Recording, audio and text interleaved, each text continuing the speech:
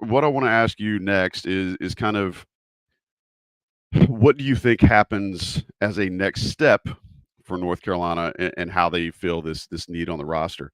There's been some names batted around, and I don't think even the staff knows yet, since they just got the no from Amori today. I don't think the staff knows yet what direction they're going to go. But some of the names that are out there are JT Toppin, Great Osibor, Ugana Onyenso from Kentucky, um, Baba Miller from Florida State, the Hawkins kid from Illinois. I mean, there's a lot of names out there that are still uncommitted and still really don't have a next place to land. So I want to throw that out to you, Sherrell. Not necessarily, if there's any of those names you feel like are not a fit or will not hit UNC's radar for whatever reason, if you want to cross those off, feel free.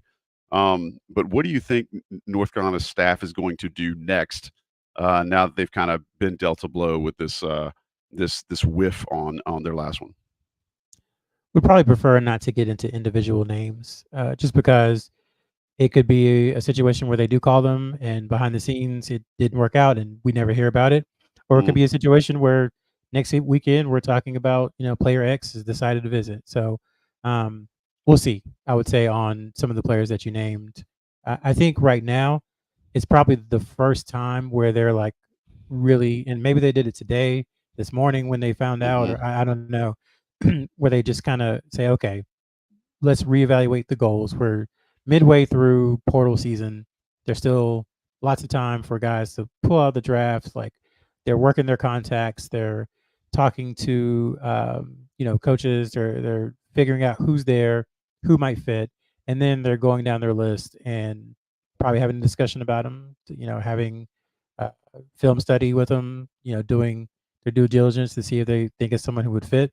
And then I think from there they'll kind of create another recruiting board or add on to the recruiting board that they already had. So I think it's a really good chance to recalibrate slash reset and see what else is out there and then move forward. So that's the expectation I have. I think the names that we've given out over the last few weeks were definitely high priorities. And right now, there's a couple names lurking beneath the surface that we aren't ready to share just yet.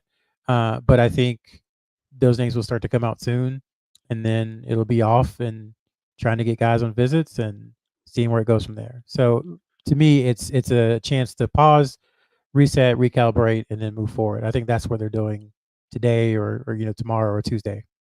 So, Sherelle, what you're saying is that the North Carolina staff does have a plan, even if we don't know it or aren't allowed to share it yet. Do you say that's correct? I would say that's correct. They have a plan. Now, I'll be fair, and I'll say that they probably didn't think they were going to have to use this plan because I think Also true. Mhm. 100% they really thought they were going to get one of these centers. It's one of the, as Sean said, the high level centers. I think they really thought that that was going to happen, and that it didn't. Now that it hasn't, there is a, I don't want to, scramble is probably too strong, but there is rearranging, recalibrating, tweaking, pivoting, whatever word you want to use. I think it's going to be going on in the next couple of days in the Smith Center, and then they'll emerge from kind of these recruiting losses and try to make the team better moving forward. Hey, they're going to wholesale for a little bit, take their name off the package, step back for a time, you know, and then when the police come off those corners, they'll come right back. If you feel what I'm putting down. All right, 700 people here. Sean, I want to ask you, um, for somebody who might say that Hubert Davis clearly does not understand the transfer portal, is not great at working the transfer portal, or Hubert Davis is not great at what he's doing. What would you say? What would you say to somebody who felt that way? Well, I think you can look at who they've targeted and some of the successes and failures they've had, but there have been successes with Brady Manick and Harrison Ingram and what they did last year. So they definitely have been able to compete at the highest level. Obviously, very frustrating that this was one of the main focuses, and we're here talking about it. But once again, I mean, I think it's the transfer portal. Things move very quickly. As Sherrell said, there's a lot of different decision makers involved, and somebody like a big man where there's only you're looking at a really a small handful. Things can move in various directions. So I think everybody's probably disappointed right now, but once again, I think it's just what happened versus you can look at the past few years and see how UNC has done. And I think they definitely have some great examples to point to. I mean, I think not to go on a side tangent, but very focused on what next season looks like. But this time next year, you can look at the guy. This year it was, hey, let's focus on a sharpshooter and a big. Next year, I mean, it could be you're almost in Alabama or somebody where you need to replace a whole team, which is scary in itself. So definitely frustrating because they had a lot coming back or returning, which once again I think is a testament to the staff that none of those players were entering the portal or leaving or going to chase even more money. But at the same time, frustrating knowing that hey, this one position was really a big focus, and now we're on not the scramble, but a backup plan. And I want to give Sherrell his flowers. I know he's a big fan of using corporate buzzwords, and man, he had a great string of them there a few seconds ago. Um, so let me ask you this, Sherrell: what is realistic right now as we sit? Again, we've always given the Father's Day is the day you should assign your final this summer. So we're still, at least for the purposes of this podcast, we're still a little bit hesitant to deviate from that. We still want folks to try to refrain from assigning a final grade when it's in the middle of when it's the middle of the semester. But Cheryl, I would ask you, what do you think is realistic as far as the timeline goes for North Carolina? You still feel like it's at Father's Day when everything will really be settled? Yeah, I don't know about settled, but that's when you should decide whether or not you like the roster or not. Obviously, right now the roster is incomplete. I Mhm. think Hubert Davis would tell you that. I think anybody would tell you that. But there's still a chance to improve it. There's still chances to add players to it who can make a difference, whether people believe that or not. There are. It just might not be in the same way that we all were expecting, that we all have reported on or been told over the last couple of months. So I still think, June, Father's Day, June 15th is kind of the time. And if North Carolina's roster to you looks terrible on June 15th, you can give them a final grade and say, you know what, they did a poor job. I think if we're doing like, I don't know, midterm grades, I think they have incomplete right now. They did sign Kade Tyson, which I think we've kind of glossed over, who is, I guess, 1A, 1B shooter in the portal, a really, solid player who can come in and compete at a three and maybe play some four for UNC. So that is a positive. I think people who ask about the NIL program and if it's competitive for UNC, I think, again, look at the roster and look at the guys who they were able to keep. We all know who have national and some international buzz. We all know we're on all American teams. We all know we're five stars, and they were able to keep those guys. I think that says a lot.